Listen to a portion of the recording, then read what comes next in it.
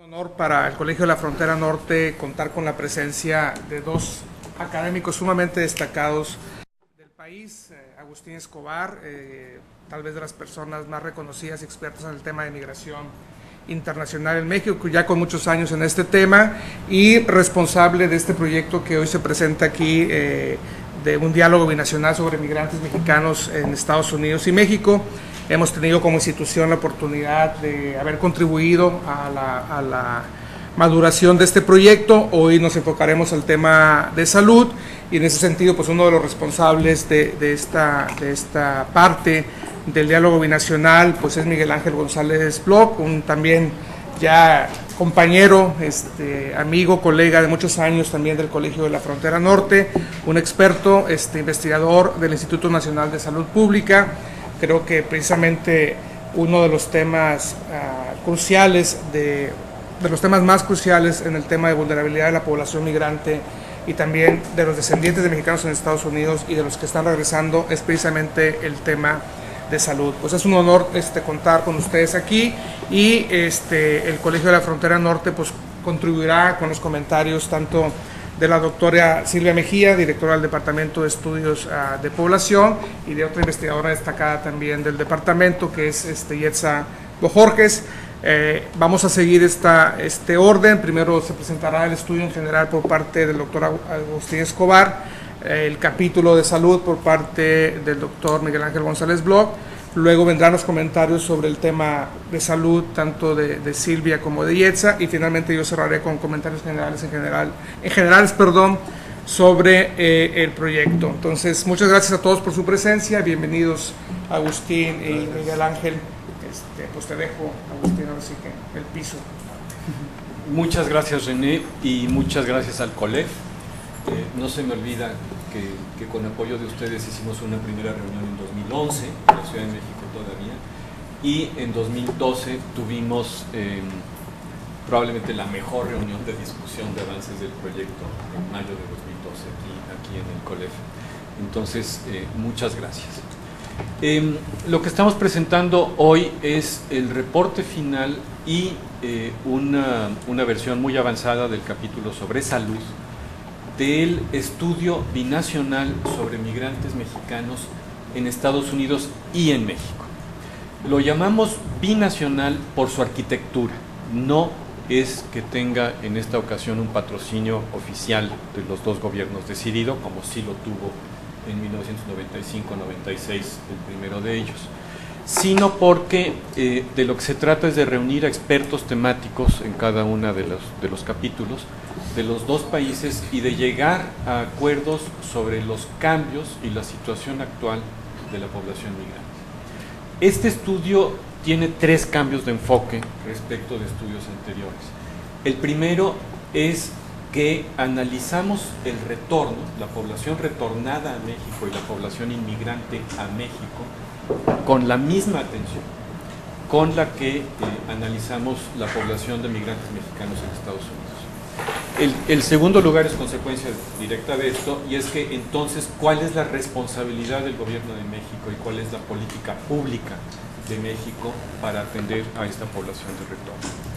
Y el tercer punto es que más que enfocar el movimiento y los cambios en el número de personas de los dos lados, porque hay mucho movimiento, la nueva situación, que es de mucho menor movimiento, nos ha llevado a pensar con más detalle y analizar más detalle las condiciones de bienestar y vulnerabilidad de la población que está.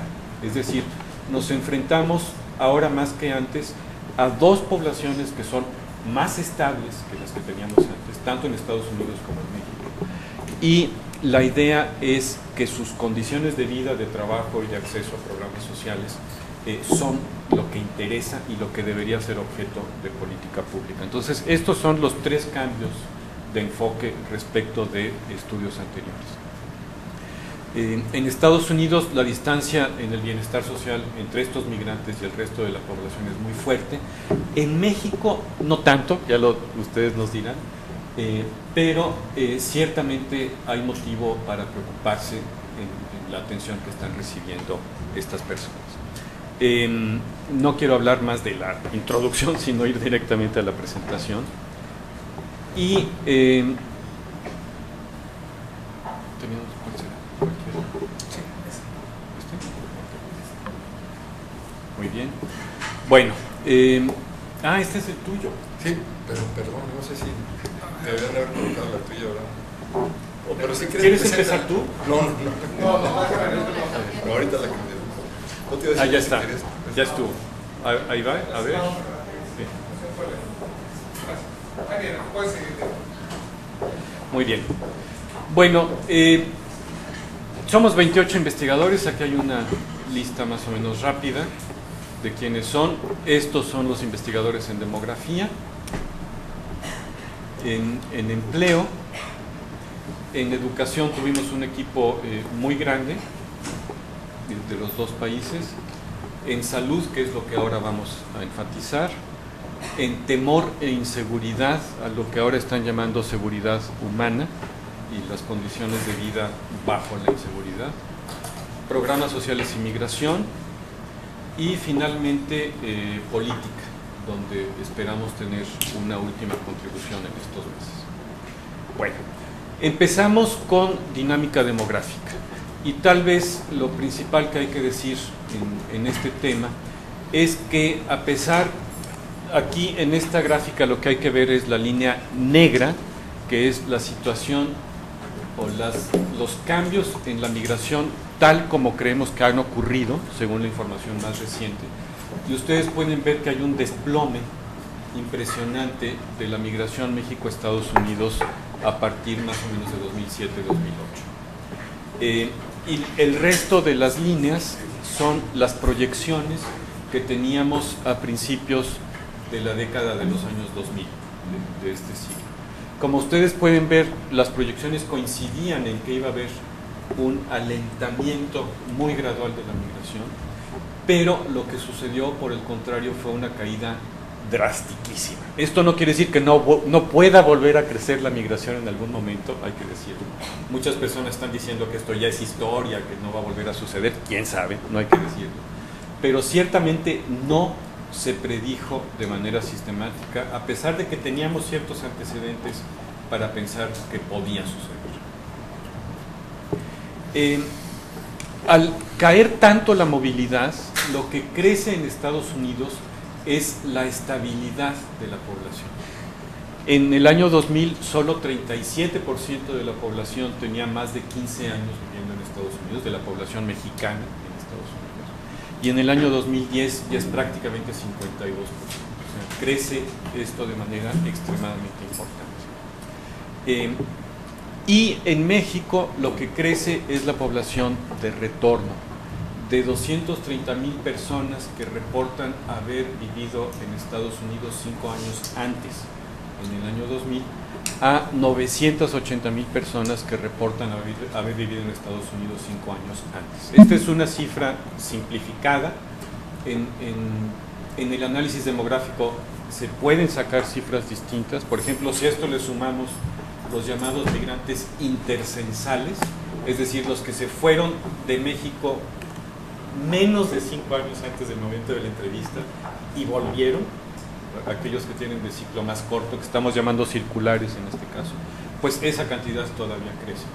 Pero para tomar una cifra más o menos sencilla, esta, que como se puede ver es muchísimo más grande ahora que antes. O sea, México tiene una población de retorno cuya reincorporación a México es objeto de análisis. No sabemos o no sabíamos qué tan bien estaba reincorporada en el país. Y en México también se duplica la población nacida en Estados Unidos del año 2000 al año 2010. Y esto no es tanto migración de blancos no hispánicos de Estados Unidos, sino que es parte del fenómeno de la migración de retorno. La inmensa mayoría son parientes, hijos de los migrantes que sí son mexicanos y que han retornado a México. Entonces, deberían ser personas con doble nacionalidad, pero lo que reportan al censo es que son nacidos en Estados Unidos y así se les capta, ¿no? También en el capítulo demográfico esta población se puede analizar de varias otras maneras y se analiza de otras maneras, pero esta cifra sola es muy importante.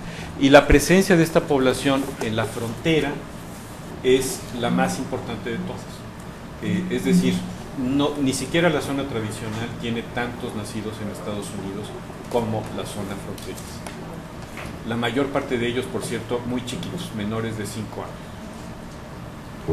Bueno, en el tema de empleo, lo que tuvimos es una conducta, lo que se llama hipercíclica, es decir, en donde los ingresos y los empleos de los mexicanos mejoraron más rápidamente que la media de 2000 a 2007, con el boom inmobiliario, y al revés, de 2008 en adelante, el empeoramiento para los mexicanos fue mucho mayor que el promedio. Entonces, fue una situación, digamos, de un pico más fuerte que para toda la economía. Estamos viendo también que la política de migración de Estados Unidos en el sitio de empleo es contraproducente.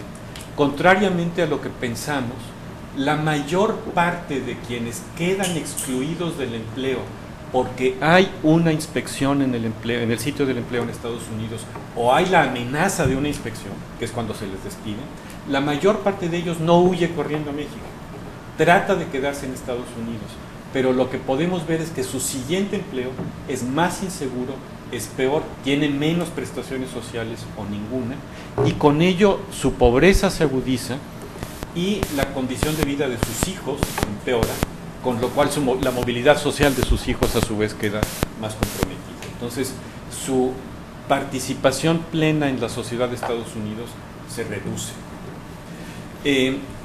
Y por otra parte tenemos dos perspectivas ligeramente contradictorias.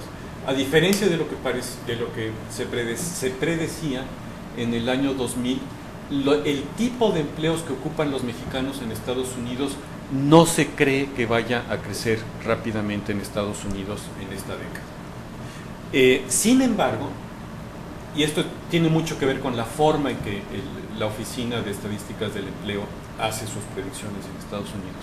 Sin embargo, por el envejecimiento de población de Estados Unidos, sí se espera que ciertas áreas importantes de la economía de cuidado personal sigan creciendo, y estas sí pueden demandar población inmigrante poco calificada. En México el empleo creció más que la economía, curiosamente, pero no los ingresos. Tan es así que la pobreza creció en México. Sin embargo, a partir de 2007 el empleo agrícola está creciendo. Y esto no sabemos qué quiere decir, hay que estudiar más. Puede ser que el empleo agrícola está creciendo porque la frontera con Estados Unidos está cerrada, ¿no? Entonces la gente se queda trabajando en México. O puede ser que efectivamente el crecimiento del mercado de la agricultura mexicana está creciendo y está demandando más gente. Pero esto es algo que hay que estudiar más. En educación se puede decir algo que es válido para los dos países, y es que esta población mexicana sujeta o expuesta a la migración en los dos países tiene más problemas para permanecer en el sistema educativo que el resto de la población. Tanto en Estados Unidos como en México tienen menores tasas de escolaridad y un peor desempeño en términos de sus calificaciones y de las pruebas estándar.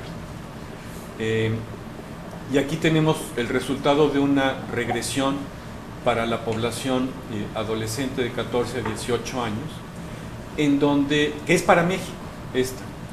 Este es un cálculo original del estudio. Podemos ver aquí que la población de hombres y mujeres nacidos en Estados Unidos que viven en México tienen la más alta probabilidad de asistir a la escuela en este rango de edades. Pero, por otra parte, los jóvenes que viven en hogares con migrantes de retorno o con migrantes circulares, que son estos que les decía a ustedes, que son los intercensales, los intracensales, que tienen menos de 5 años de haber ido y vuelto de Estados Unidos, ellos tienen una mucho menor probabilidad de asistir a la escuela. Y los resultados de esta regresión controlan por situación socioeconómica. Entonces, por las variables socioeconómicas del censo, que tampoco son tantas, pero sí son significativas. Entonces, podemos decir aquí que hay un problema específico de ciertas poblaciones migrantes. Y en Estados Unidos hacemos un cálculo parecido, que dice Estados Unidos, pero es sobre todo población de California, un estudio de Frank Bean y de Susan Brown, que hizo análisis originales para este capítulo, donde podemos ver que la escolaridad, leyendo verticalmente, así, la escolaridad de los mexicanos en Estados Unidos va creciendo con la generación. En la segunda columna, los hombres de primera generación nacida en Estados Unidos tienen ya más de 9 años de escolaridad, llegamos a 12, ya 13, pero ni siquiera en la tercera generación se iguala el promedio de escolaridad de los blancos no hispánicos en Estados Unidos. Entonces, tenemos una situación en donde perdura la desventaja por 3 generaciones y más, esto tanto en hombres como en mujeres. De salud no voy a hablar, entonces en temor, inseguridad y migración tenemos rápidamente 2 cosas, que en México la inseguridad ha crecido y contrariamente a lo que el sentido común diría, en México de los municipios con más inseguridad, medida por homicidios, con una base de datos de la Secretaría de Gobernación, hay menos emigración a Estados Unidos, total, y menos movimientos circulares de corto plazo entre México y Estados Unidos, pero más remesas. Sin embargo, todos estos son efectos pequeños en el conjunto del país. Pero, por otra parte, en la frontera, donde la inseguridad es más alta que en el conjunto del país, si se seleccionan allí los municipios de más alta violencia e inseguridad, allí sí la población emigra más, tal como el sentido común lo puede predecir. En Estados Unidos, el riesgo de deportación está haciendo que los migrantes vivan con mucho mayor temor e inseguridad y que la vida sea cada vez más clandestina, que su participación en actividades cívicas, religiosas, públicas, de casi cualquier tipo, se reduzca sustancialmente. Y esto, curiosamente, lo que hace es que se cumpla la profecía de los conservadores que dicen que no somos buenos ciudadanos en Estados Unidos, porque precisamente dejamos de mostrar las conductas ciudadanas que se esperaría de la gente que quieren que se incorpore a esa sociedad. Pero una consecuencia importante es que vivir en el temor está afectando a la siguiente generación. Incluso cuando no se deporta al papá o a la mamá, esto hace que la expectativa de vida pública de los hijos se reduzca mucho y lo mismo su posibilidad de asimilarse o de incorporarse a Estados Unidos. En acceso a programas sociales y educación, ya sabemos que en Estados Unidos los migrantes indocumentados han sido excluidos de un conjunto de beneficios, también los documentados, y en 2009 los migrantes indocumentados quedan excluidos de la reforma a los servicios de salud, o por lo menos de la participación en un seguro de salud. Y en México, por otra parte, lo que estamos viendo es que la afiliación simultánea, sumada al programa Oportunidades y al Seguro Popular, promueve más migración de ida a Estados Unidos, pero también más migración de retorno, es decir, cierta circularidad. Esa base de seguridad, que es muy pequeña, no hay que decir que es muy grande, promueve la circularidad. Y Oportunidades y el Seguro Popular juntos, por lo tanto, parece que dan la base para que alguien emprenda riesgos, pero para que el hogar en México siga siendo viable. Eso es muy importante. Finalmente, la reforma en Estados Unidos, la que se está proponiendo, es necesaria, es modestamente positiva, porque el camino para una residencia legal es tan largo y tan difícil que se está prediciendo que muchos no van a llegar al final a tener la residencia legal. Pero sobre todo el problema que vemos es que no garantiza la integración social, sino que por el contrario, en ese periodo de 10 años, al mantenerlos castigados y excluidos de servicios sociales, está haciendo que su incorporación social sea más difícil. Hay que insistir en este punto. Las industrias del armamento y muchas otras, las de las cárceles, están pidiendo más recursos para que haya más cárceles, más equipo en la frontera, etc. Pero el punto crucial es que si no hay una reforma sustancial en el sitio de empleo en Estados Unidos, el flujo laboral podrá volver a comenzar de manera clandestina, tal como ha comenzado en el pasado. Es decir, no dependerá tanto de los migrantes encontrar el camino, sino que muy probablemente los patrones encontrarán alguna manera de generar una visa, aunque después se queden clandestinamente los mexicanos en Estados Unidos trabajando.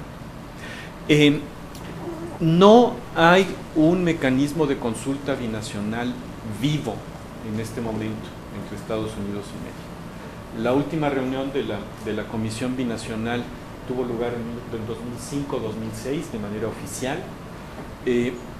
Urge que se retome un mecanismo de consulta binacional. Esta sería la recomendación en la que hemos estado poniendo énfasis en los últimos meses, para que se pueda hablar de estas cosas, de cómo se hacen las deportaciones, de en qué puede colaborar México, por ejemplo, para que los mexicanos adquieran habilidades en inglés y en conocimiento cívico que van a ser necesarios para que pasen las pruebas para volverse residentes legales de Estados Unidos, pero no sabemos si están estas conversaciones existiendo o si son muy secretas, ¿no? Pero, aquí terminaría yo, hay puntos concretos en salud que indican tanto necesidades como grandes oportunidades binacionales. Gracias. Muchas gracias. Pido que cambien la presentación.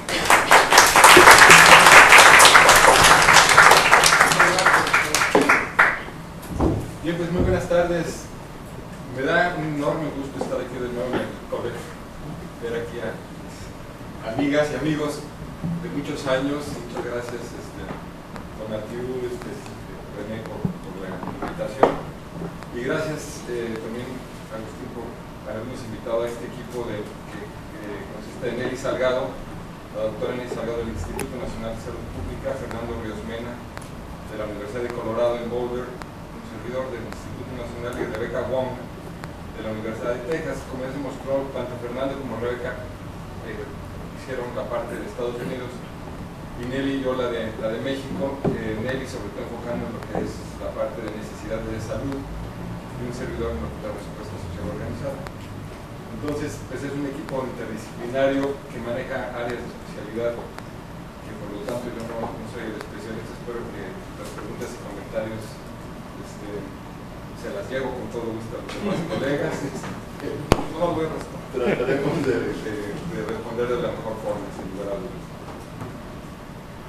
Pero bien, entonces vamos a hacer una muy breve introducción y enfocar en las condiciones de salud, políticas y programas y algunas conclusiones y recomendaciones. Entonces, ya como mostró Agustín, el contexto en el que se está haciendo el estudio con el enfoque de la migración de retorno en salud es muy importante, porque siempre ha habido una migración de retorno por razones de salud, para empezar, y es en la que vamos a enfocar un poquito más. Pero conforme los migrantes retornan, sanos o enfermos, también en México se desprenden diferentes necesidades de atención a la salud, diferentes retos, y nos habla de diferentes condiciones que traen los migrantes, como vamos a ver. En términos de la permeabilidad fronteriza, vamos a ver el problema que significa la salud en el proceso de tránsito, cómo es que se relaciona con los programas que han habido diferentes programas de contención fronteriza o de control que exponen a los migrantes a mayores riesgos. Pero en el lado de la estabilización de la migración, pues también habla de la importancia de mejorar el acceso inmediato a servicios en ambos lados de la frontera, en la medida en que justamente mientras hay menor permeabilidad también requiere una mayor integración local. Y en lo que es la oportunidad para un programa de migración internacional regularizado, vamos a enfocar sobre todo la política de un seguro binacional de salud, que es una una serie de conceptos que se han venido manejando por diversos autores y que en el contexto de el Affordable Care Act y de las nuevas medidas de reforma que se están ahora haciendo cobra mayor importancia.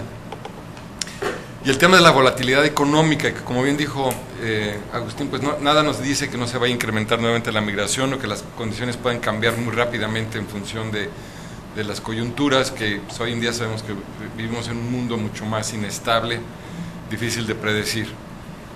Y el tema de la inseguridad y violencia en la frontera, que también es un fenómeno pues, que resurge, impredecible en muchos sentidos, y que expone a los migrantes. Entonces esto es el contexto en el que se elaboró el capítulo y que nos orientó pues para el enfoque. Entonces el objetivo fue pues hacer una revisión bibliográfica con un enfoque intersectorial, interdisciplinario, para poner a prueba diferentes nociones de políticas públicas y con un marco conceptual de vulnerabilidad, ¿sí? Entendido como la diferencia o la relativa desprotección de los grupos de población ante pues sus necesidades de salud, la violación de sus derechos y la satisfacción de necesidades básicas. En un contexto, por supuesto, de transnacionalidad, de una sola población que encara diferentes contextos y retos de manera circular o periódica y que impone unos enormes retos para la medición de estos fenómenos. Y sobre todo en salud. En salud hay un paradigma que se mantiene inamovible, pero que la migración reta, y es de que la población es estática y que tiene una serie de servicios que le dan atención en un ámbito geográfico con un acceso delimitado, que los responsables de salud le dan continuidad a la población en términos de la atención que recibe, en fin, que cuando vemos o nos preguntamos de quién es responsabilidad la población migrante, pues surge una gran pregunta y vamos ahí a ver cómo es que lo abordamos, sobre todo en el tema de la atención hospitalaria. Entonces, como les comentaba, hicimos una revisión bibliográfica bastante exhaustiva, sobre todo con la experiencia que cada uno de nosotros traíamos de la literatura, pero además hicimos búsquedas sistemáticas con palabras clave para tratar de hacer un barrido del 2000 al 2010 en las bases de datos que lleven. Y hicimos un filtro, terminó con 109 artículos, aunque el capítulo cita como 150 artículos de otros artículos que surgieron ya con otras metodologías, de tal suerte que pues viene a ser una revisión interesante, que pronto ya se desactualiza porque están surgiendo nuevos temas, pero que creo que es parte del aporte que tiene en el estudio. Entonces veamos las condiciones de salud en el origen. Sí, en el origen pues se refiere por supuesto a las comunidades de origen en los estados y municipios de alta migración, sobre todo, aunque sabemos que esto ya tiende a ser un fenómeno de todos los estados del país, pero se ve que en las comunidades de origen hay una mejor calidad de vida en esposas de migrantes, ¿sí? Y también una mejor salud infantil con mayor peso al nacer asociado a hogares que reciben remesas. Los estudios tienen diferente grado de robustez, digamos. Creo que hay que hacer mucho más investigación, pero en la literatura internacional se confirma este fenómeno, que las comunidades de origen en un principio sí tienen mejores condiciones de salud gracias al alivio que dan las remesas a los temas de pobreza, aunque esto no necesariamente se mantiene por los también efectos perniciosos. Sin embargo, también de manera inmediata hay retos que tienen que ver con salud mental, sobre todo de los jóvenes, mayor exposición pues, al estrés, a la violencia intrafamiliar. Con las mujeres hay depresión y ansiedad, y hay uso y abuso de alcohol y drogas en jóvenes. Y también se ha visto que hay infecciones reemergentes, especialmente tuberculosis en comunidades de extrema pobreza, que pudieran estar vinculados al fenómeno de la migración, también y a la exposición en condiciones de hacinamiento, etcétera. Y también en lo que son enfermedades de transmisión sexual y sobre todo VIH-Sida, ha quedado ya ampliamente documentado que los migrantes están mucho más vulnerables, y esto es una medida de corto plazo pues que tienden a incidir. Entonces la revisión de la literatura fue bastante amplia, es literatura bastante abundante en la mayoría de los casos, y creo que hay conclusiones interesantes ahí que se pueden hacer. No es lo mismo en condiciones de salud en el tránsito, en donde en definitiva no ha habido suficiente investigación, por tal vez muchas razones. Uno es la dificultad misma de hacer la investigación, que nuevamente es población que está moviéndose con mucha rapidez e incertidumbre, entonces los investigadores no le hemos puesto suficiente atención tal vez a este fenómeno, pero que justamente con el recrudecimiento de la violencia en el tránsito y de la impermeabilidad fronteriza, etcétera, pues conviene llevar a cabo mucho más investigación de esta población que pudiera estar pasando más tiempo pues en el tránsito que antes, en condiciones mucho más difíciles. Y aquí vemos tanto los problemas seculares como la intensificación de riesgos con campañas de control fronterizo, que se ha visto una asociación con lo que es justamente la implementación de diferentes campañas generalmente por el Border Patrol, pero que también, como dice Agustín, tiene que ver con la pues, mayor pretensión de control en los puestos de trabajo, etcétera, que tienden a que la población pues tenga mayor vulnerabilidad o tienda a esconderse, en fin, y a crear condiciones de menor acceso a servicios de salud. Y luego las nuevas formas de violencia asociadas al crimen organizado, ¿no? Que pues son situaciones tremendas, sobre todo afectando a los centroamericanos, pero también a los mexicanos, y que pues realmente no se ha hecho ahí la investigación en salud, y también creo yo muy poco en el ámbito propiamente de la seguridad misma. Entonces creo que ahí hay necesidades, pero ciertamente, como decíamos, dificultades para realizarlo. En lo que es ya el destino, ahí en virtud tanto que es en Estados Unidos donde se hace esta investigación y la gran capacidad que tienen nuestros colegas por allá, pues sí hay mucha más investigación, se han hecho diferentes hipótesis, ahí es donde se ven los efectos paradójicos de diferentes fenómenos. Primero lo que le llaman el Immigrant Health Advantage, que es básicamente la posibilidad de que hay una selección positiva de los migrantes, es que migran los jóvenes en mejores condiciones de salud, lo cual no es de sorprender, y sin embargo también se ha notado una protección sociocultural inicial que le llaman el efecto del barrio, en donde las comunidades latinas en Estados Unidos tienen mucha mayor red social pues de protección, y que tiene importantísimos efectos tanto en salud mental como en acceso a servicios en general. De tal suerte que con estos fenómenos se ha identificado una menor mortalidad y mayor esperanza de vida, pero definitivamente lo que es la selección positiva de los migrantes parecería no explicar del todo, y de hecho la mayor parte de las mejores condiciones de salud que tiene la población mexicana en Estados Unidos tiene que ver con mejores patrones de conducta, justamente el efecto del barrio, una mayor, a pesar pues de que son migrantes, y por lo mismo tal vez tiende a cerrarse mucho esa red social y a ofrecerles mayor solidaridad y protección.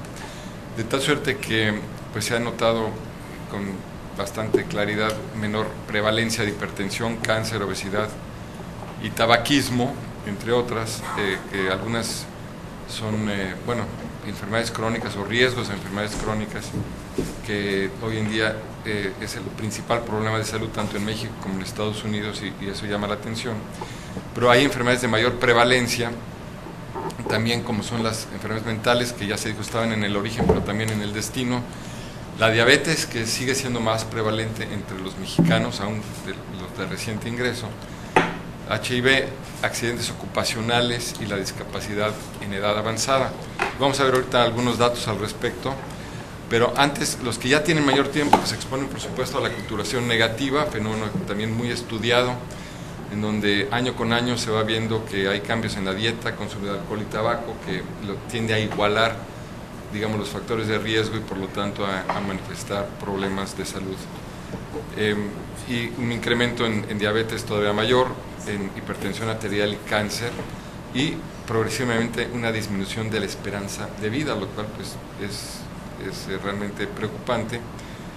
Pero también hay una aculturación positiva, así que enfoca en las necesidades de salud mental y en la actividad física, porque sí hay cierta, digamos, son patrones culturales que tienden a tener una mayor digamos, prevalencia en cuanto a que factores de riesgo en Estados Unidos, y eso puede ser positivo. Pero en general, a pesar de estos factores positivos, parecería que la la tendencia es negativa en el fenómeno de la aculturación. Entonces vemos unas estadísticas que muestran estos fenómenos, en donde vemos la prevalencia de al menos una discapacidad entre población en México y Estados Unidos según situación demográfica en el 2010. Y vemos aquí muy claramente cómo, según los grupos de edad, conforme nos movemos a la derecha, hay una mayor prevalencia justamente de la discapacidad en México, los no migrantes, los que migran dentro del país y los de regreso. ¿Sí? 1.7% de esta población en estos grupos de edad tienen la prevalencia, pero para ese mismo grupo de edad realmente la situación entre la población hispana, no hispana blanca en Estados Unidos es pues, casi 2,5 veces por ahí más prevalente. Esto incrementa en los grupos de edad, como es de esperarse, la discapacidad, y sin embargo ya para la población de 65 y más vemos que tiende a cerrarse esa brecha, en donde aquí ya la población mexicana en Estados Unidos tiene una mayor prevalencia que los no hispanos, incluso los hispanos nacidos en Estados Unidos. De tal suerte que pues, con mucha claridad marca lo que es esa transición epidemiológica que se debe fundamentalmente a diferente exposición de factores de riesgo, cómo se va perdiendo esa protección y cómo pues empiezan a no solo igualarse, sino incluso a empeorarse las condiciones de salud de la población mexicana en Estados Unidos. Bien, y en lo que es la salud en el retorno, bueno, digamos, la hipótesis del sesgo del salmón, que los mexicanos enfermos tienden a regresar a México. Si esto es, la metáfora aquí es de que los salmones tienden a regresar a donde, digamos, nacieron, ¿verdad?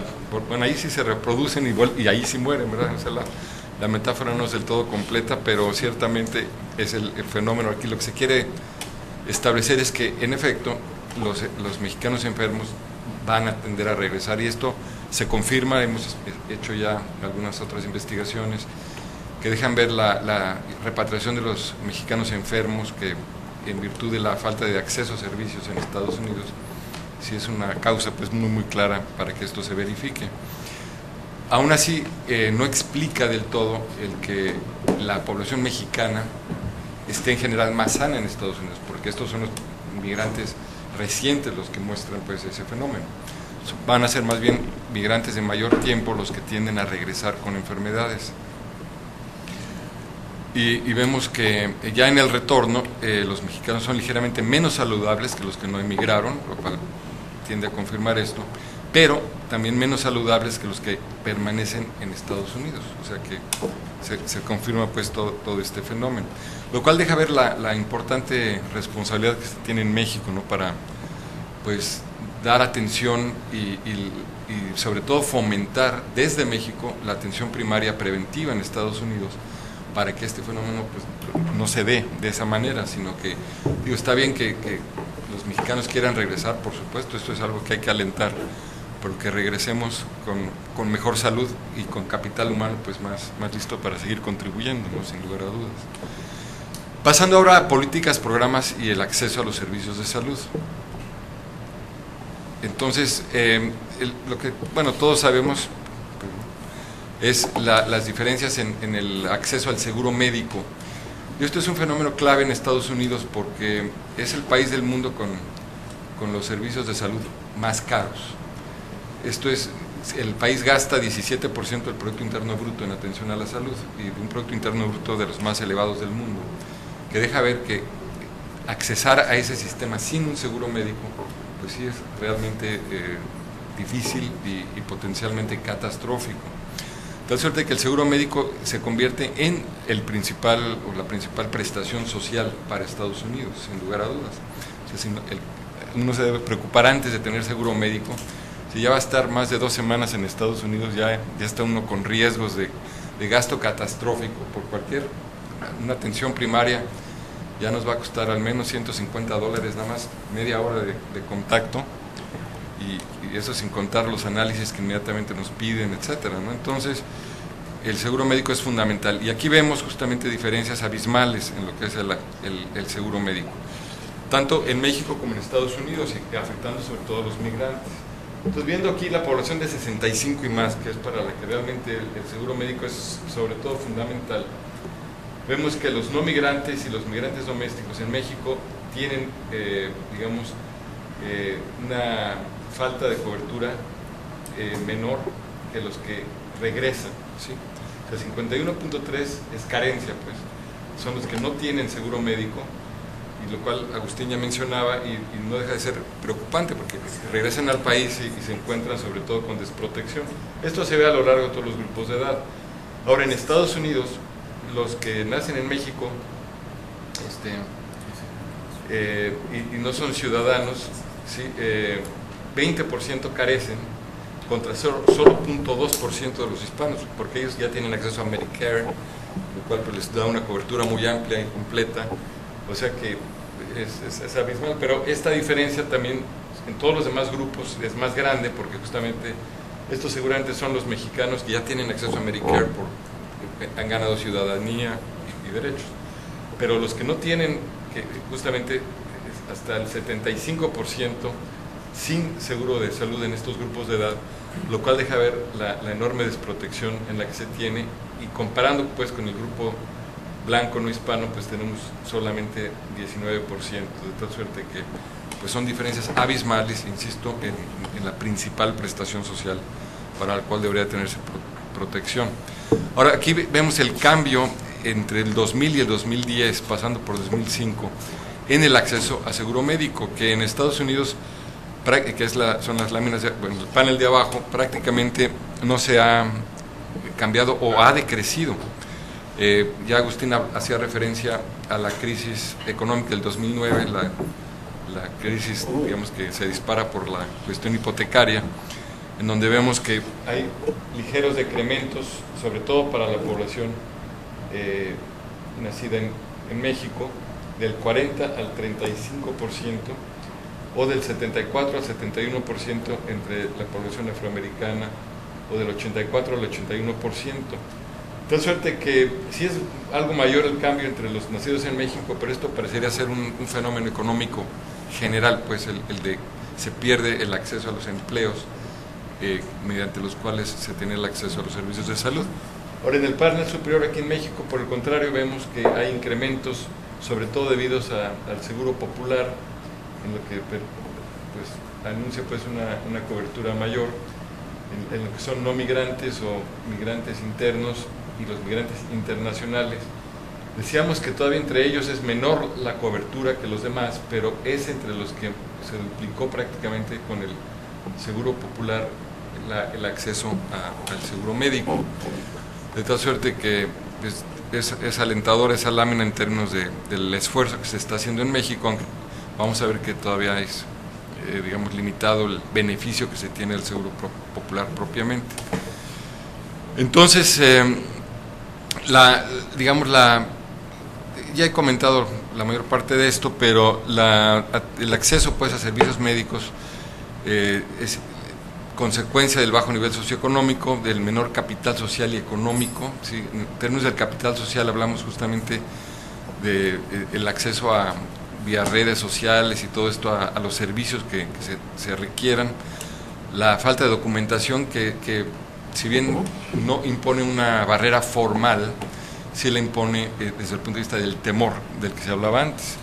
Porque en efecto en Estados Unidos hay que reconocer el gran esfuerzo que hacen los centros de salud comunitarios, que es una red de más de 20,000 centros en todo el país que enfoca principalmente en la población migrante y en los pobres urbanos y también en el medio rural, y que no piden ningún papel al momento de entrada. De hecho, ningún servicio de salud lo hace desde el punto de vista de requisitos, pero en particular estos centros de salud comunitarios sí tienen una política de ser muy abiertos y darle la bienvenida a estos grupos, pero aún con ellos o sea, hay importantes barreras porque pues, el lograr esa confianza no es cuestión tan fácil, ¿no?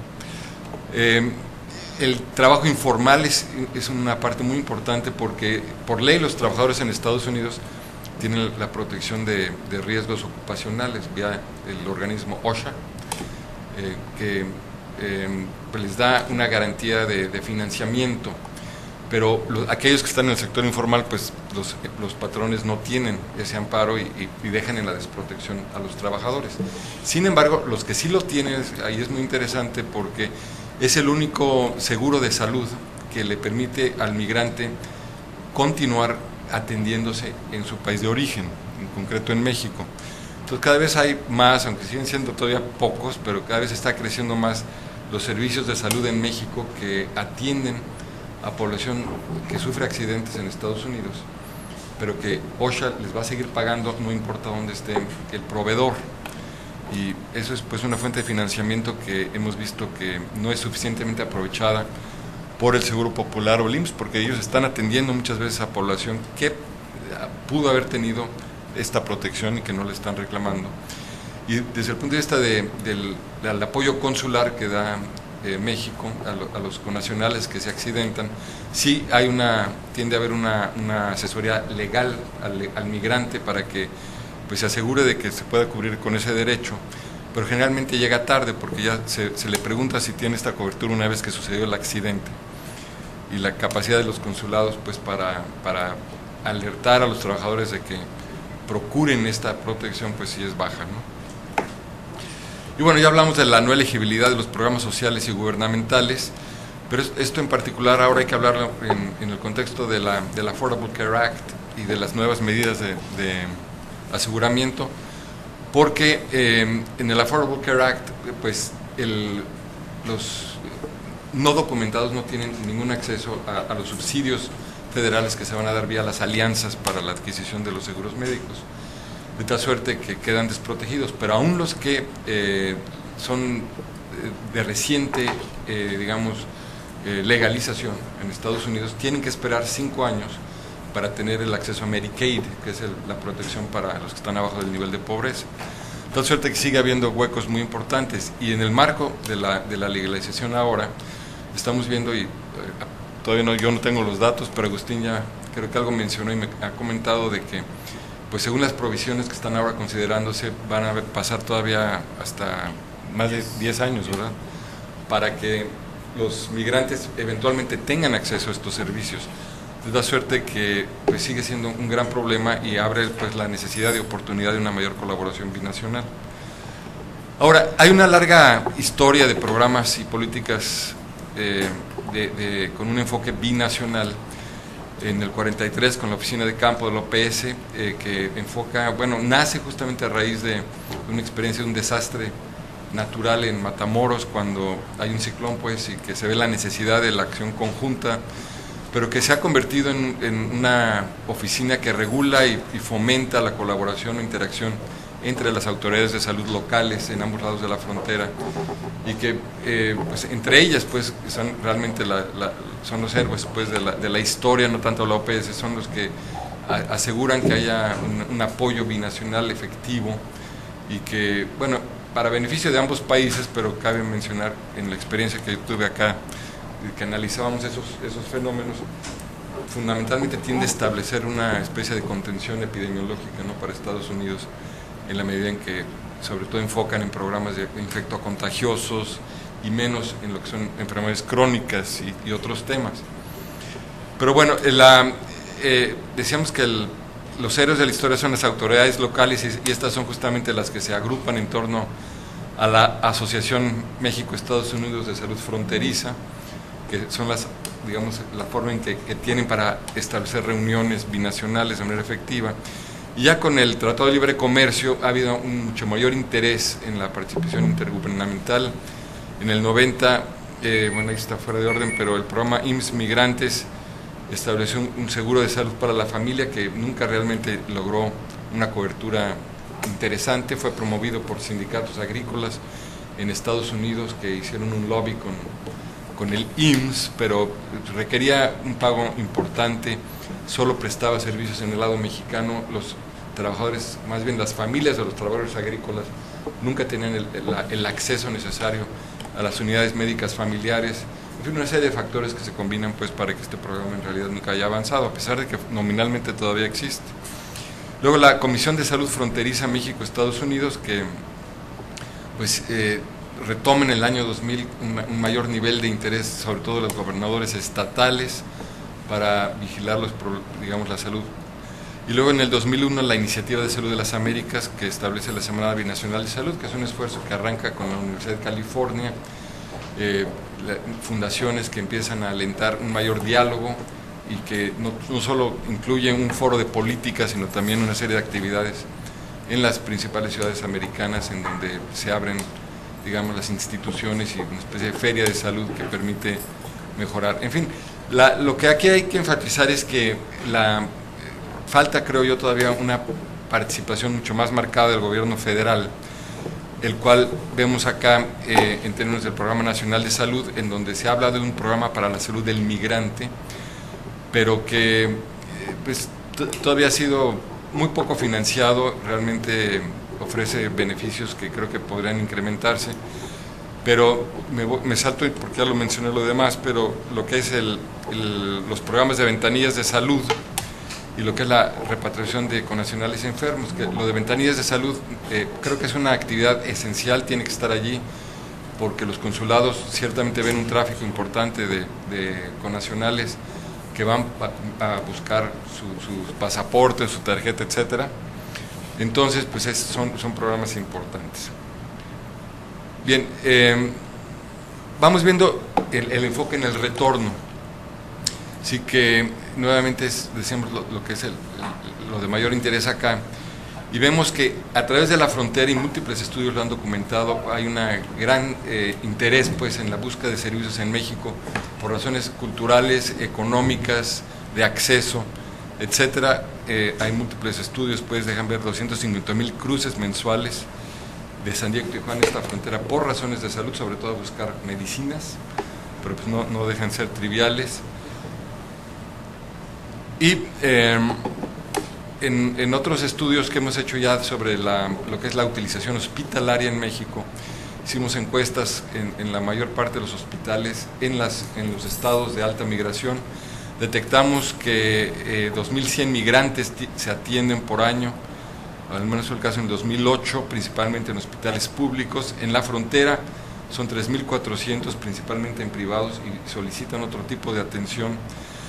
Interesantemente, la capacidad hospitalaria que se absorbe en los hospitales públicos es baja, y sin embargo, estimaciones todavía difíciles de precisar, pero nos llevan a ver que entre el 2 y el 20% de las necesidades de salud de los mexicanos en Estados Unidos están siendo satisfechas en México.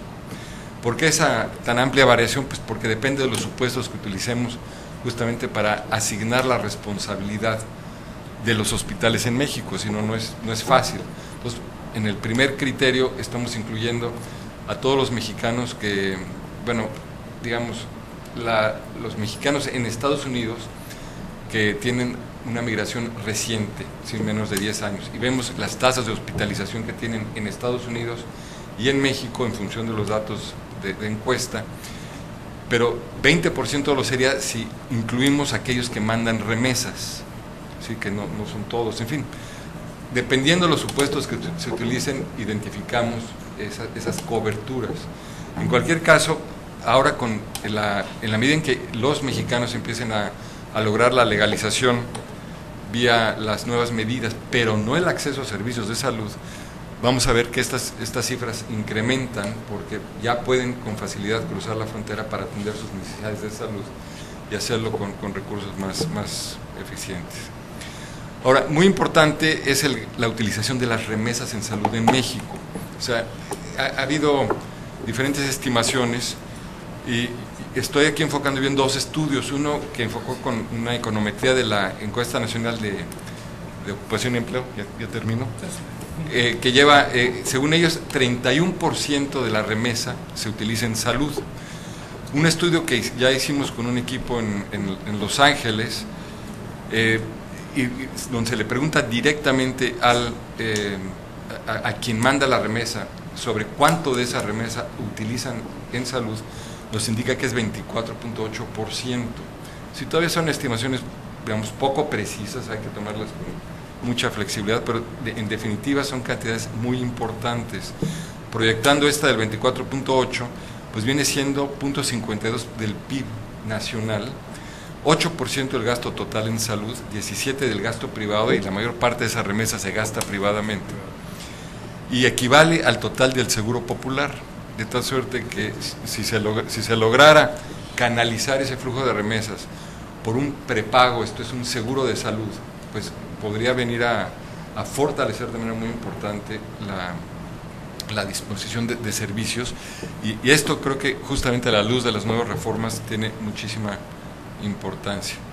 Vemos, no me voy a detener aquí, pero en ese mismo estudio vimos que hay disponibilidad o disposición pues a pagar por seguros binacionales de salud. Importantísimamente, los migrantes ponen mucha atención en bajo costo y alta calidad. Y mientras esos dos parámetros no se cumplan, pues en definitiva no va a haber seguro que valga, ¿no? Sobre todo el de la calidad. Ahora, estos seguros hablan de proveer atención primaria en Estados Unidos, donde yo creo que la calidad es muy satisfactoria, pero el problema es ya la garantía y la confianza de que la atención hospitalaria la pueden recibir también con ese grado de calidad.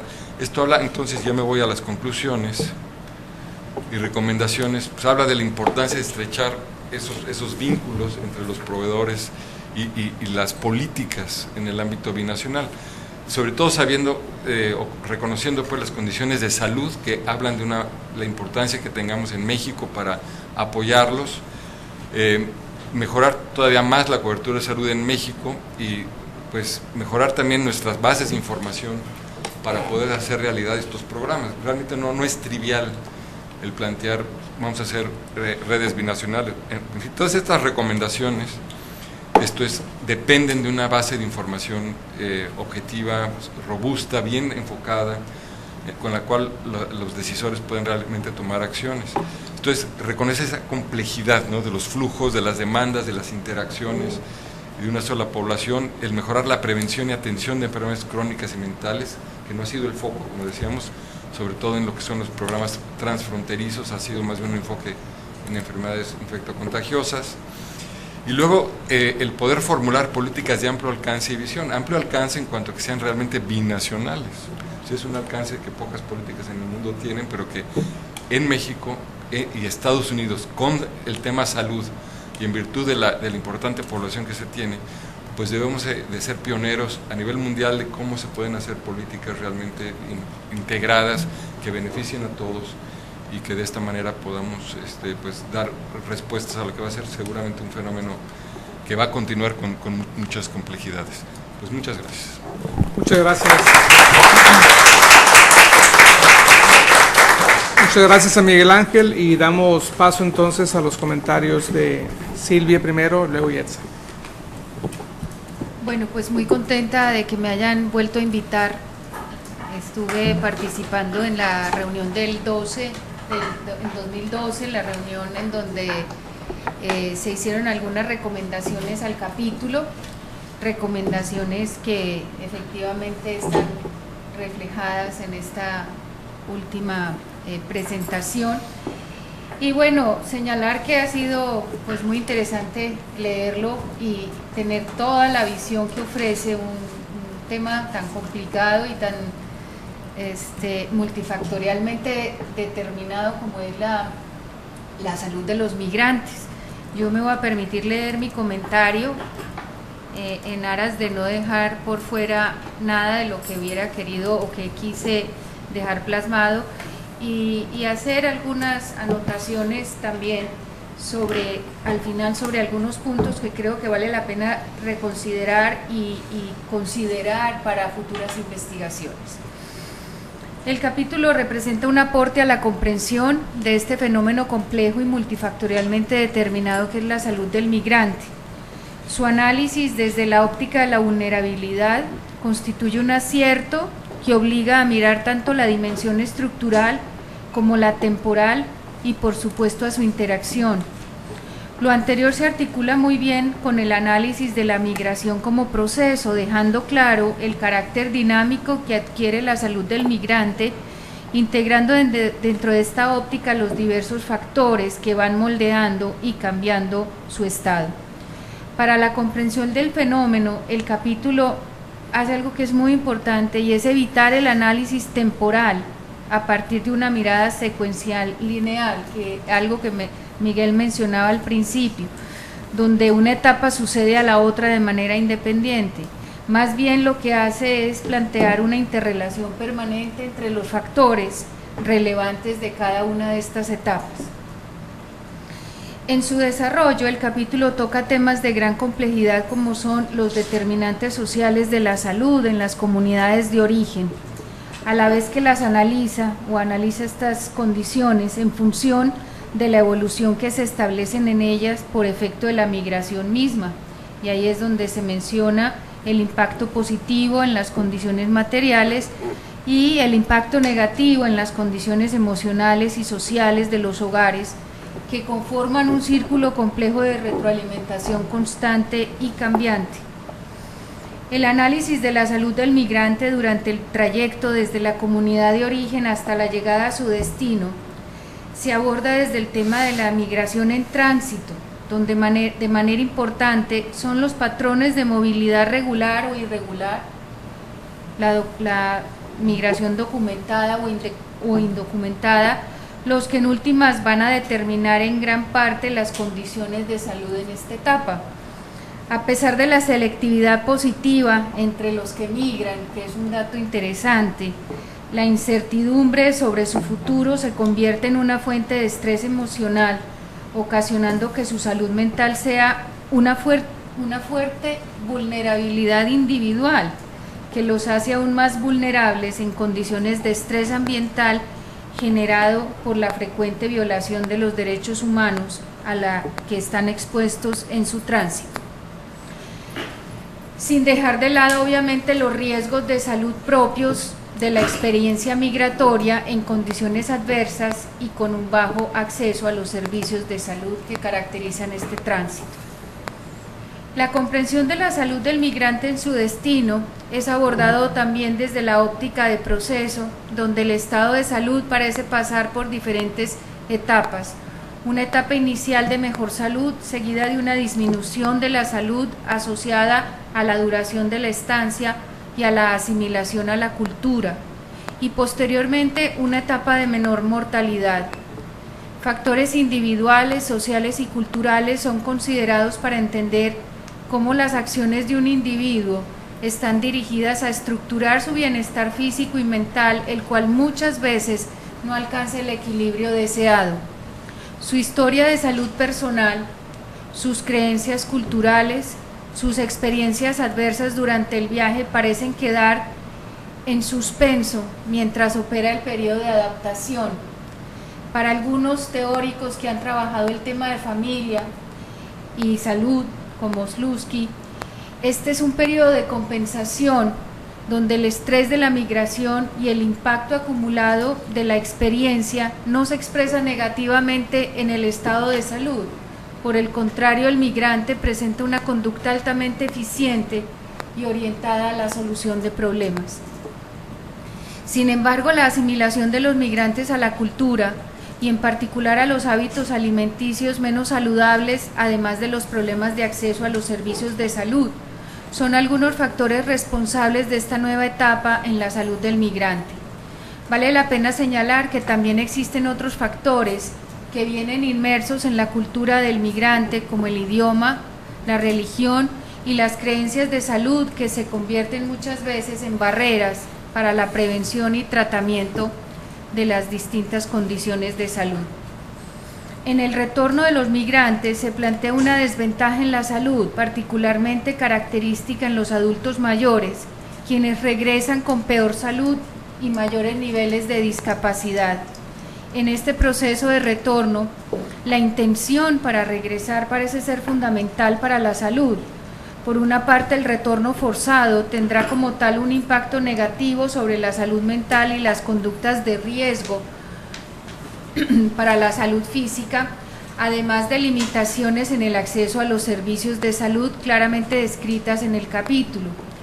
Por otra parte, el migrante que retorna por malas condiciones de salud también pasará por un proceso en el que la acumulación de riesgos y la falta de seguridad social determinarán indudablemente su salud.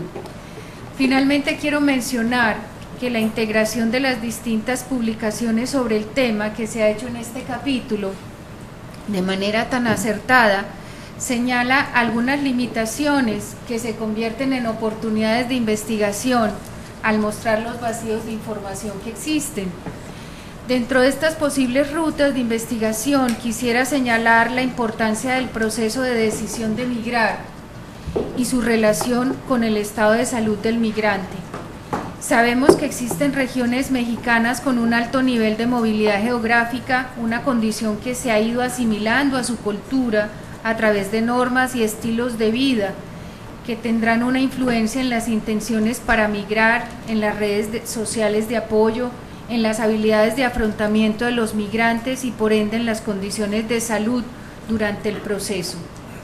Cada vez más, la salud de diferentes grupos poblacionales se ha estudiado desde una óptica social, psicológica y hasta genética, lo que abre una mirada a factores más incluyentes que impactan la salud, como los genes migrantes o la influencia de la Iglesia Evangelista en el bienestar de los migrantes en Estados Unidos. Y lo puse aquí al final de mi comentario porque estos dos temas son los dos temas fundamentales de las últimas revistas Time que han salido. Son temas que además están en la portada. El tema de las condiciones de los migrantes en relación a la Iglesia Evangelista en los Estados Unidos parece tener, como decía Miguel, este efecto de barrio, este efecto benéfico y positivo, pero que también se asocia con esta dificultad para relacionarse de una manera, digamos, más abierta por la condición de indocumentación. En el artículo mencionaban cómo estas iglesias que operan, o estas reuniones, no les gusta que uno les diga que van a la iglesia, ellos van a sus servicios. Estos son servicios que se llevan a cabo en garajes, en distintas casas, en cualquier campo de fútbol, y allí se reúnen inclusive con mucha más libertad todas las personas indocumentadas, los migrantes indocumentados, y pueden acceder a este tipo de beneficios que les ofrecen las reuniones evangelistas y donde pues se forman redes de apoyo muy fuertes. Yo pensaba ayer precisamente en qué tanto a largo plazo, no sé si desde ahora, pero se está documentando el fenómeno, pero a mediano o largo plazo yo creo que vamos a ver también este efecto positivo de estas redes que se conforman en las reuniones evangelistas en los Estados Unidos, como lo vemos también con el efecto de barrio, y esto seguramente va a impactar la salud de una manera importante.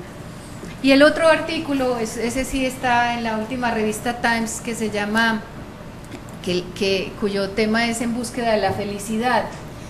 Leyendo el artículo, que me llamó pues mucho la atención, llegué a un punto donde empezaban a hablar de los genes migrantes como parte de las investigaciones que se han hecho en algunas universidades en Estados Unidos, donde han encontrado que entre la población hay genes que tienen 3 expresiones, o hay un gen en particular que tiene 3 expresiones diferentes, una que determina el temperamento reflexivo, estable, ¿sí? Y otras que son expresiones del gen que se ven en un temperamento mucho más arriesgado, en búsqueda de estímulos, en búsqueda de cambios y aventura, que los han seguido en la población migrante. Y lo que han visto es que a medida que la población migrante ha migrado más lejos de su sitio de origen, más frecuentemente está la presencia de los genes migrantes, de los genes arriesgados, aventureros,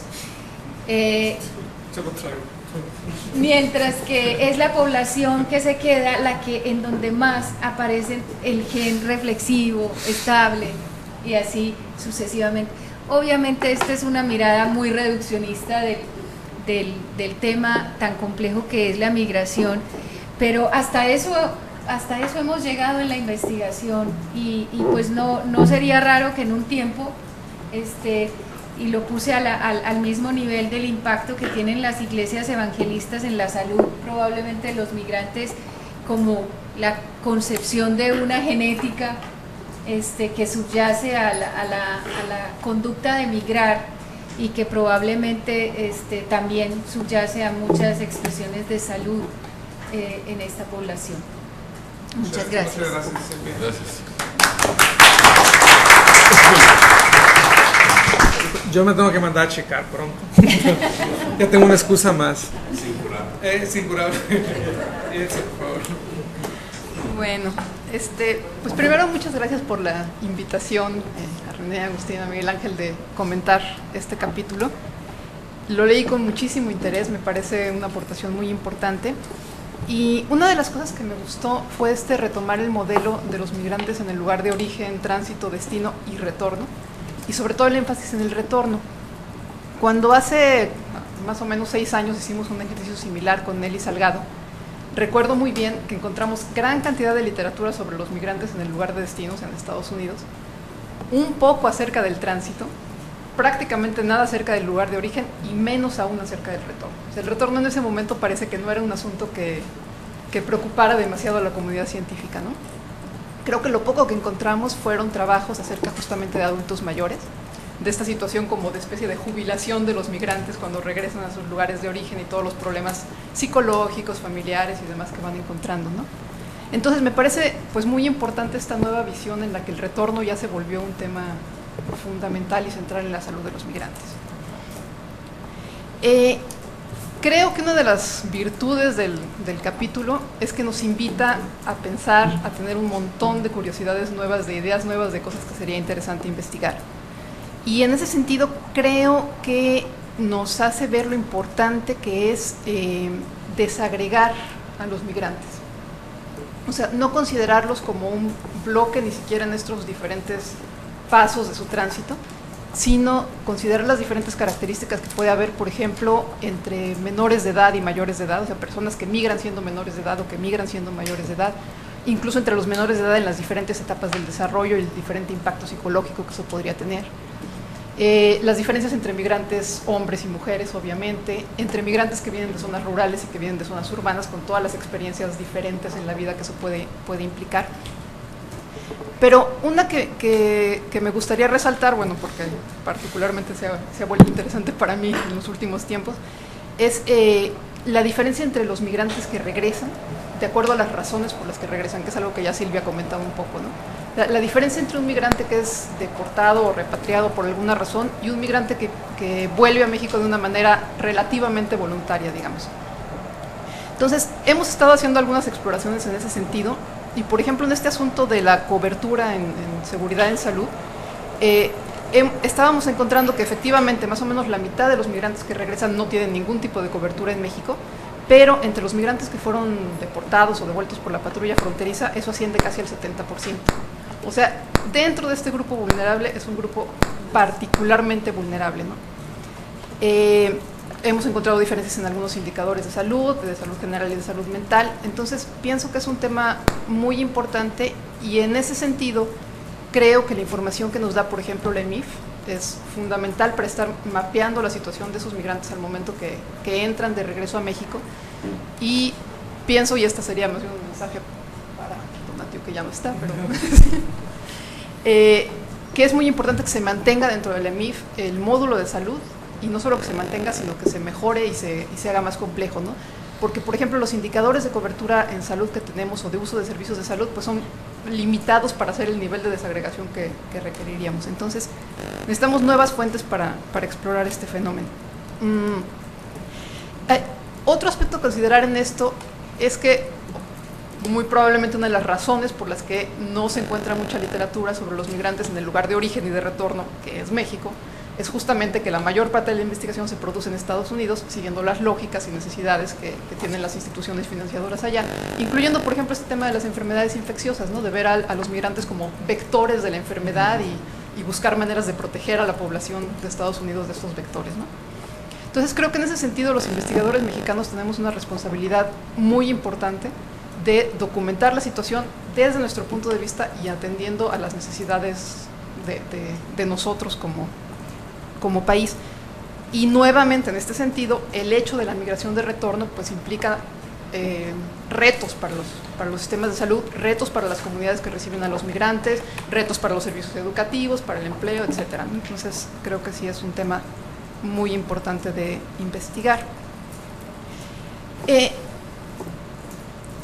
Ahora, un poco colateralmente, quisiera preguntarles su opinión y discutir este concepto, el uso del concepto de aculturación, que es un concepto que se utiliza muchísimo en la investigación sobre la situación de los migrantes y la salud en Estados Unidos y en Europa también,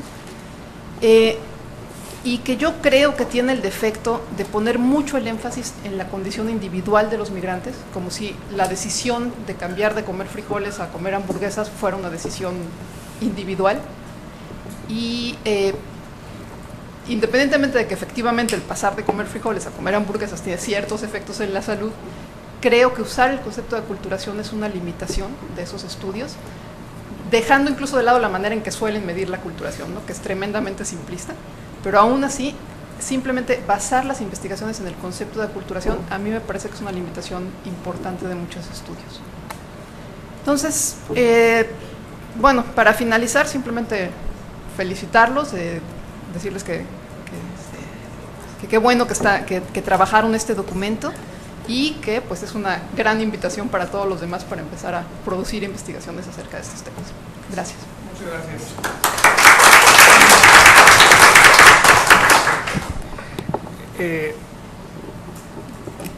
No quisiera dejar el tema de salud ahorita un poquito por mis comentarios que van a ser de otra índole, que lo voy a hacer.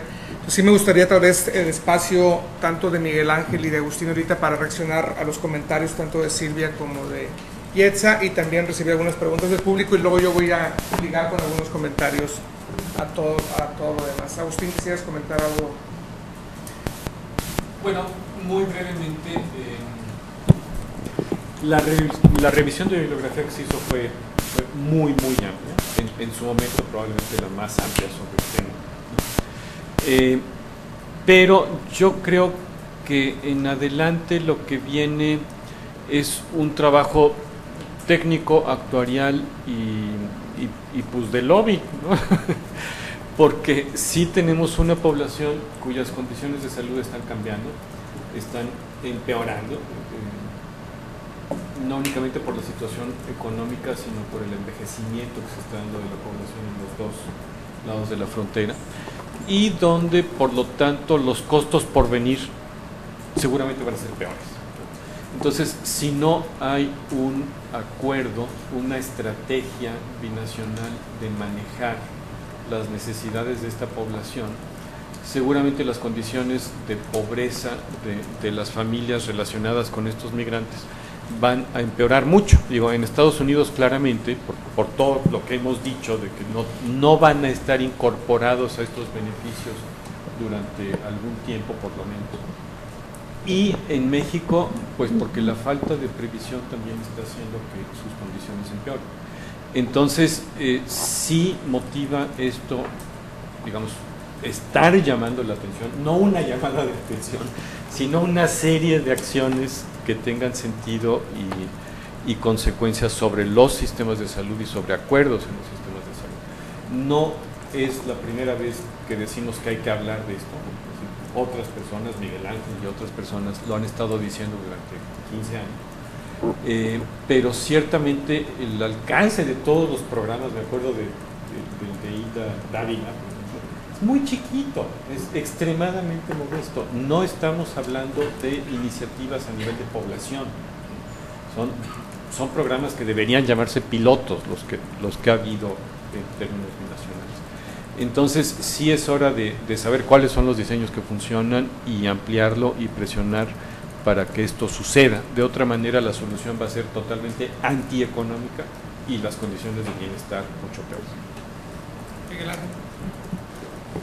Bueno, nada, agradecerle los comentarios, y sí, ya los tenemos por escrito, te agradezco, ya tomé notas de tus amables comentarios, y bueno, ver que en efecto ya estamos coincidiendo en temas de importancia para futura investigación, que creo que va a ser importante también llevar esto a CONACYT y otras áreas que permitan identificar prioridades en el marco pues de la migración futura, ¿no? Y en el contexto del estudio en su conjunto. Entonces ojalá podemos ahí enfocar también. Gracias. ¿Preguntas, comentarios? Si no, yo leo. Hago mi chamba. Olga. Muchas gracias ambas por ambas presentaciones. Sé que es un tema muy complejo, que ya se hablaron de muchas cosas, pero yo quiero preguntar sobre un adicional en este ámbito y que tiene que ver con esto que, si no me equivoco, en la antropología médica llaman como el sistema real de salud, es decir, de cómo en aquellos contextos en los cuales no se tiene un acceso real a un sistema médico formal, se desarrollan otro tipo de prácticas de cuidado de la salud. Cuando Silvia hablaba de las iglesias evangélicas, pensé que por ahí iba a ir su comentario. A lo mejor en algunos ámbitos nos parece pues muy exótico, no sé, pero a lo mejor en otros campos, estoy pensando concretamente como en los centros de rehabilitación para personas con adicciones a drogas. Creo que este tipo de prácticas se ven como con mucho más claridad. Quería saber si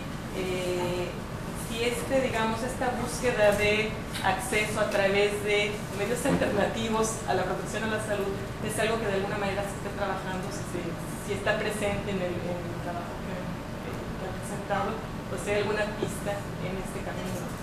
Incluso pensaba justamente, ahora que hablaba Silvia de las iglesias evangélicas, pues hay trabajos que muestran en México cómo justamente en poblaciones que no tienen acceso a la salud hay una mucho mayor búsqueda de estas otras alternativas, pongamos de comillas si gusta, pero quería saber si específicamente en el ámbito de la migración hay algo en esta dirección.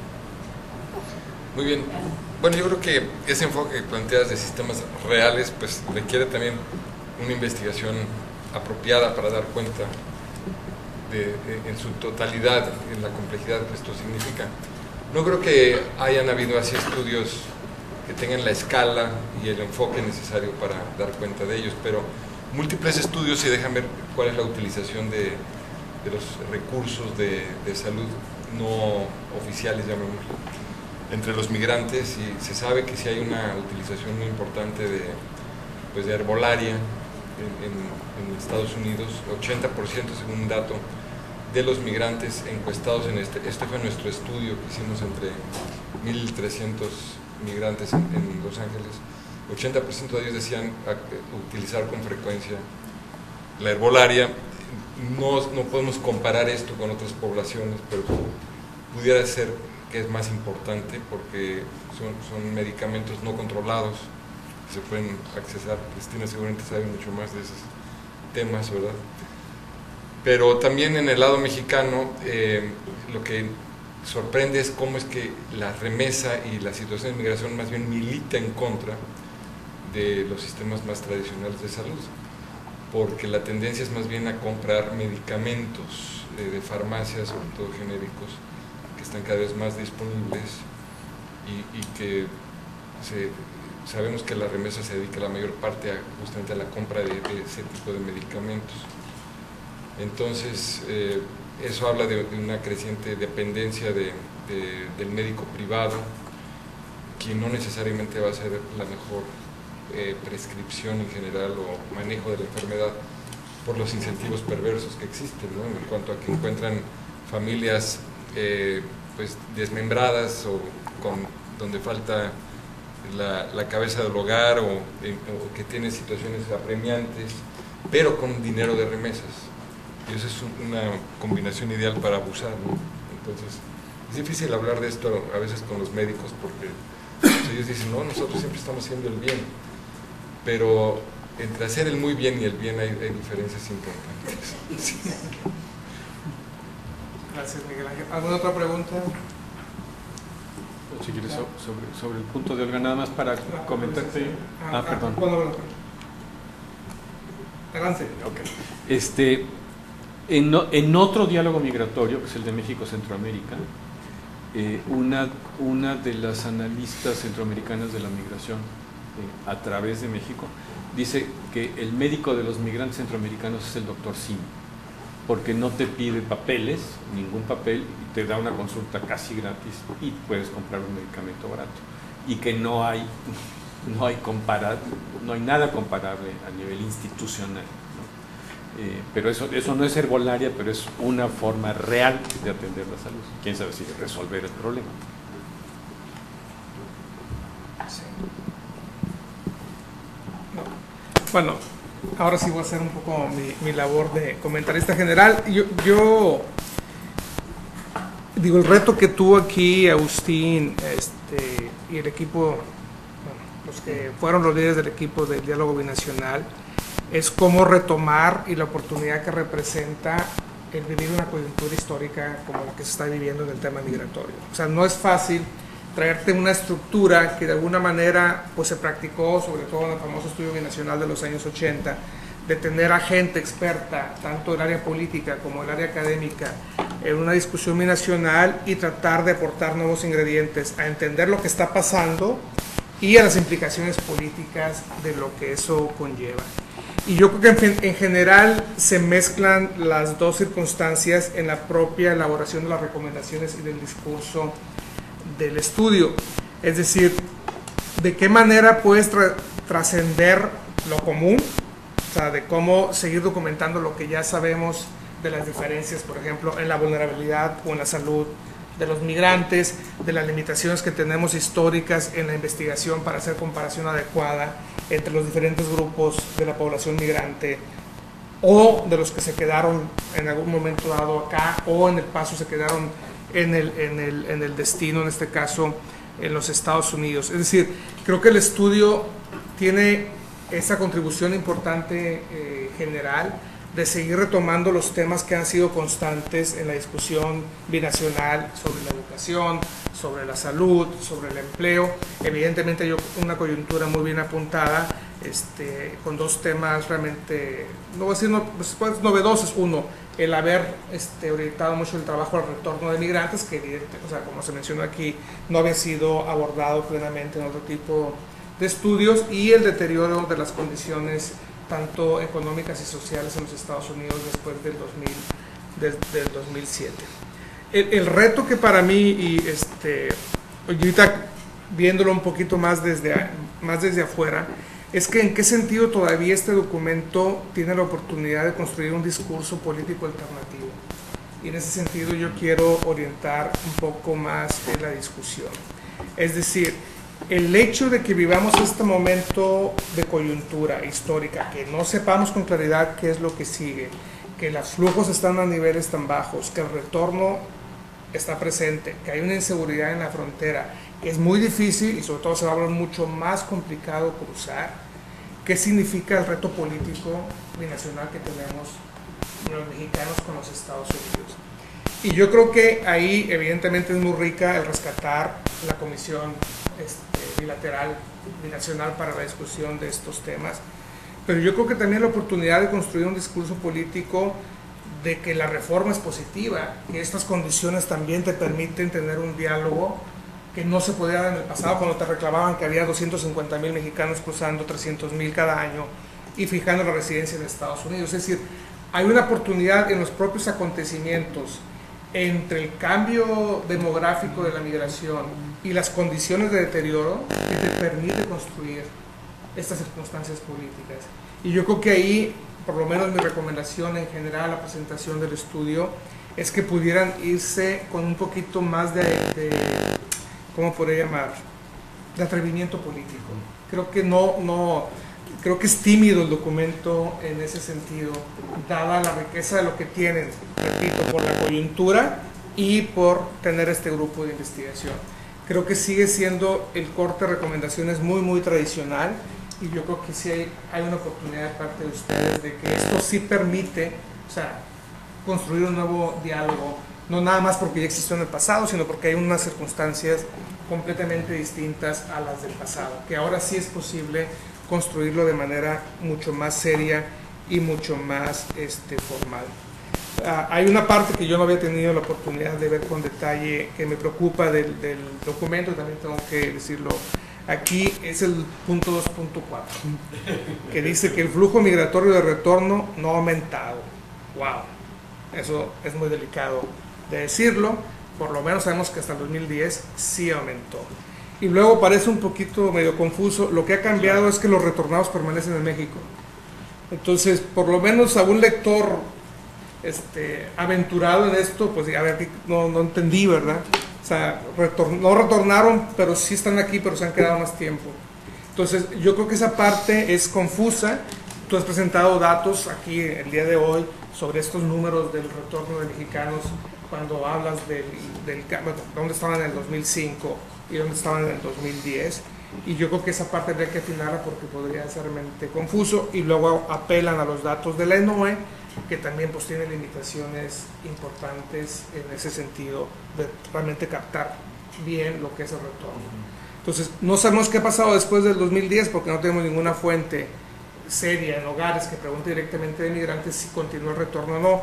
Las CEMIF parecen indicar que disminuyó el retorno después del 2010, que fue una coyuntura muy fuerte, 2009-2010, por la recesión económica en los Estados Unidos, pero que otra vez los flujos vuelven, bueno, empieza a disminuir ese grupo.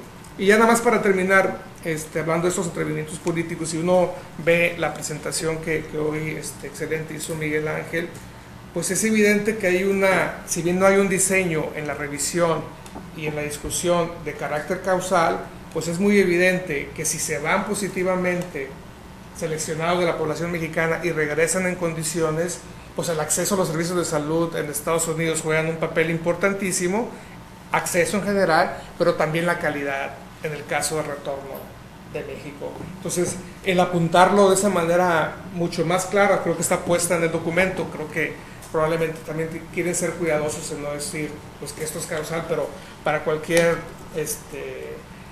mente atrevida de sentido común, pues creo que es evidente lo que está sucediendo, ¿verdad? O sea, están llegando a una gran desventaja, no tienen acceso a servicios médicos allá, y luego regresan, y si bien hay seguro popular y todo, pues no sabemos la calidad de los servicios que están recibiendo. Entonces, es de esperarse que en este trayecto de la propia migración, con estas limitaciones de acceso a servicios y de calidad también en el caso mexicano, pues se note el deterioro de la población migrante muchos años después.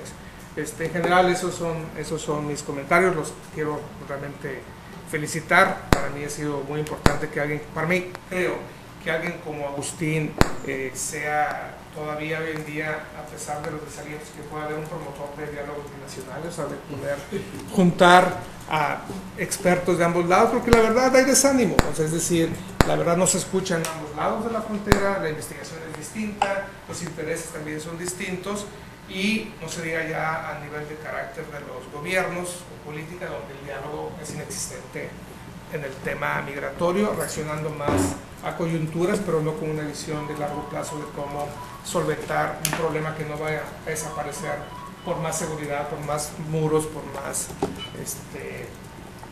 gente que puedan tener la frontera. Ojalá continúen con eso y repito, ojalá se atrevieran un poco algo más en la parte política. Silvia. Sí, se me viene a la mente algo que no sé si lo mencioné en la reunión pasada, pero llama mucho la atención que hay acciones que bien pudieran estar dirigidas desde el gobierno de los Estados Unidos cuando lanzan sus campañas de salud para la población en general y que le dedican inclusive